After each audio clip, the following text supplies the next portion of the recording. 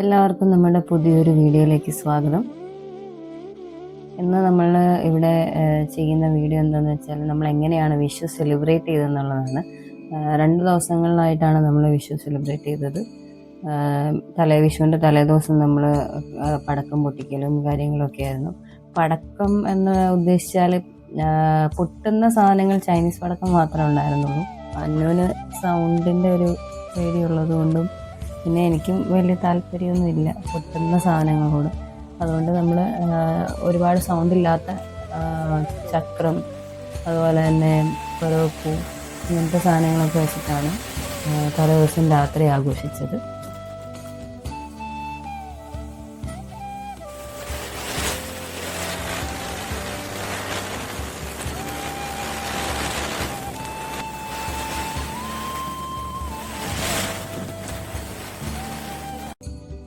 അങ്ങനെ ചെറിയ രീതിയിലുള്ള പടക്കം പൊട്ടിക്കലിനൊക്കെ ശേഷം നമ്മൾ രാത്രി ഒരു 11 മണിയാകുന്ന സമയമായപ്പോൾ നമ്മൾ കണി ഒരുക്കി വെക്കാനായിട്ട് റെഡിയായി. അങ്ങനെ നമ്മൾ കണി വെക്കാൻ വേണ്ടി ആദ്യം നമ്മൾ കൃഷ്ണൻ്റെ വിഗ്രഹമാണ് വെച്ചത്. അതിനുശേഷം നമ്മൾ ഓരോ ഫ്രൂട്ട്സ്, പഴം, അതുപോലെ തന്നെ ആപ്പിൾ, കണിവെള്ളരി, ചക്ക, മാങ്ങ, ഇങ്ങനെയുള്ള ഫ്രൂട്ട്സുകളെല്ലാം വെച്ചിട്ടുണ്ട്. ഓരോ ഫ്രൂട്ട്സും ഓരോ ദൈവങ്ങൾക്കും പ്രിയപ്പെട്ടതാണ്. ചക്ക വെക്കുന്നത് എന്താ വെച്ചാൽ ഗണപതിക്ക് പ്രിയപ്പെട്ടതും, അതുപോലെ തന്നെ പഴം, ചെറുപഴമാണ് ശ്രീകൃഷ്ണൻ്റെ പ്രിയപ്പെട്ടത്. മാങ്ങ സുബ്രഹ്മണ്യന് വേണ്ടിയിട്ടാണ് വെക്കുന്നത്. പിന്നെ നമ്മൾ അതിനകത്ത് ഇൻക്ലൂഡ് ചെയ്തിരിക്കുന്ന ഫ്രൂട്ട്സ്, ഗ്രേപ്സ് ഉണ്ട്, അതുപോലെ ആപ്പിള്, തണ്ണിമത്തൻ, അനാറ്, അതുപോലെയുള്ള ഫ്രൂട്ട്സും, പിന്നെ തക്കാളി, ക്യാരറ്റ്, ഇങ്ങനെയുള്ള വെജിറ്റബിൾസ്. പിന്നെ ഒരു കുടത്തിലൊരു കുറച്ച് വെള്ളം, അതിൽ ഞാൻ 2-3 ഫ്ലവർ ഇട്ടിട്ടുണ്ട്. അതായത് ജമന്തി, പിന്നെ മുല്ലപ്പൂ, പിന്നെ സ്വർണം, വെള്ളി, പിന്നെ ഒരു മുണ്ട്, പിന്നെ തേങ്ങ നമ്മൾ ഉടച്ചിട്ട് നിവർത്തി വെച്ച് അതിൽ കോയിൻ ഇട്ട് വെച്ചിരിക്കുന്നു. പിന്നെ ഉള്ള കോയിൻസും കുറച്ച് പൈസ, പിന്നെ കണിക്കൊന്ന നമുക്ക് ഫ്രഷ് കിട്ടാത്തത് കൊണ്ടാണ് നമ്മൾ പ്ലാസ്റ്റിക് കണിക്കൊന്നയാണ് വെച്ചിരിക്കുന്നത്.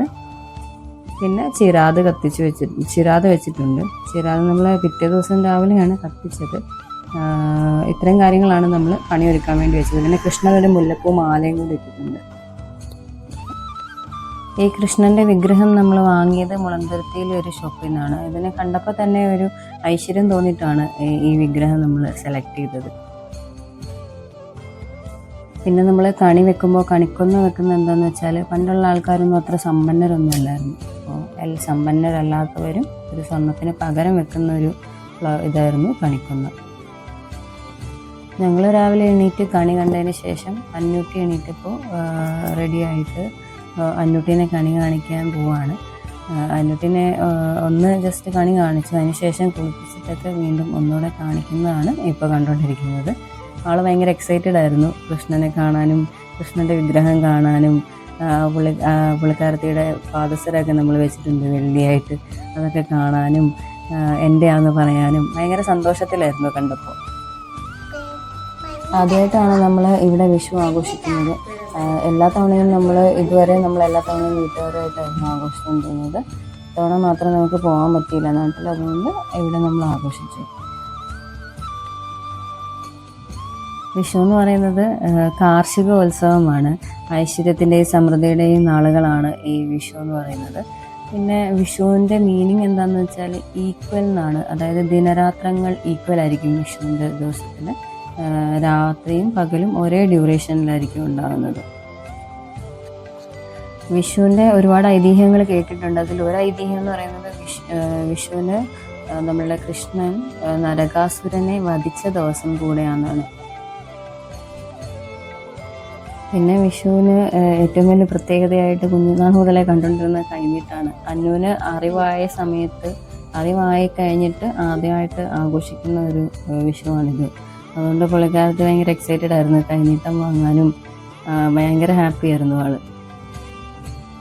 പിന്നെ ഈ കണി വെക്കുന്നതിൻ്റെ കൂടെ നമ്മൾ വെക്കുന്ന വാൽക്കണ്ണാടി നമ്മൾ ഇത്രയും സമ്പൽ സമൃദ്ധിയോടെ ഒരു കണി കാണുമ്പോൾ ആ വാൽക്കണ്ണാടിയിൽ നമ്മൾ ഭഗവാനെയും അതുപോലെ തന്നെ ഈ ഫ്രൂട്ട്സ്, വെജിറ്റബിൾസ്, ഇങ്ങനെയുള്ള കാര്യങ്ങളെല്ലാം കാണുന്നതിനോട് കൂടെ തന്നെ നമ്മളുടെ ഫേസും കണ്ണാടിയിൽ കാണണം എന്നാണ് പറയുന്നത്. അതുകൊണ്ടാണ് നമ്മൾ വാൽക്കണ്ണാടി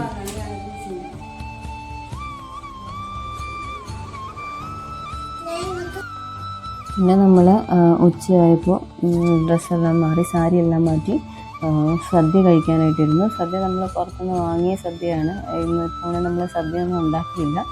അപ്പോൾ അന്നുവിന് ചോറും പായസമാണ് ഏറ്റവും ഇഷ്ടപ്പെട്ടത്. പുള്ളിക്കാരത്ത് ചോറും പായസവും കൂടെ ഒക്കെ മിക്സ് ചെയ്തിട്ട് കഴിക്കുമായിരുന്നു. ആൾക്ക് ഭയങ്കര സന്തോഷമായിരുന്നു ചോറും പായസമൊക്കെ മിക്സ് ചെയ്തിട്ട് കഴിക്കുന്നതിന്. അങ്ങനെ നമ്മൾ സദ്യ കഴിച്ച് കഴിഞ്ഞു.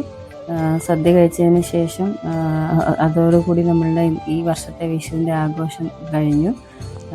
പിന്നെ നമ്മൾ കണി കാണുന്നതിനോടിൻ്റെ കൂടെ ഒരു വിശ്വാസം കൂടിയുണ്ട്. ഇത്രയും സമ്പൽ സമൃദ്ധിയോടെയുള്ള കണി നമ്മൾ കണ്ണു തുറക്കുമ്പോൾ കാണുമ്പോൾ ആ വർഷം മൊത്തം നമുക്ക് നല്ലതായിരിക്കും എന്നുള്ളൊരു വിശ്വാസം കൂടിയുണ്ട് ഈ കണി കാണുന്നതിൽ.